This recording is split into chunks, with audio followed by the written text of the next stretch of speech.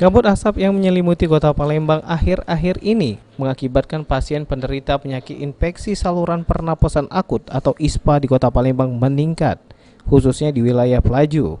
Hal tersebut berdasarkan data dari Puskesmas Pembina yang berada di Jalan Ahmad Yani, Kelurahan Sila Branti, Palembang. Salah seorang pasien mengaku sudah 1 minggu mengalami sesak napas, batuk, dan flu. Hal ini lantaran kabut asap yang terjadi akibat kebakaran lahan dan hutan. Dirinya terpaksa menggunakan masker untuk beraktivitas sehari-hari. Kalau apa merasakan? Sudah semingguan ini. Seminggu ini, Bu ya? Kalau itu asapnya itu kan yang di daerah itu tidak kelihatan lagi kan. Betul ya. Iya. Jadi keluhan yang Ibu rasakan apa, Bu? Sesak napas. Batuk, dia itu pilek kan. Jadi terasa apa, kayak aus terus ya. Ada rasa sesak kan. Jadi kita kemana-mana pakai masker atau gimana? Masker ini kalau kemana-mana pakai masker. Nyaman dah, Bu? Ya daripada kita sesak napas, lebih nyaman pakai masker.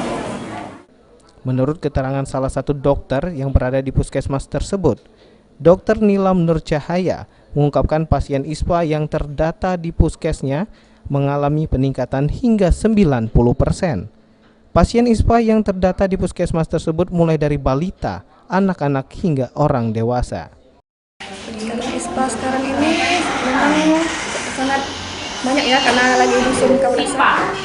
Sekitar 80-an sampai 90-an sekitar persen. Obat kesini banyak pasien ISPA. Itu menyerangnya kebanyakan anak-anak atau dewasa itu, Mbak? Semua ada, Oh, ada. semua usia. Oh, enggak milih anak-anak, enggak.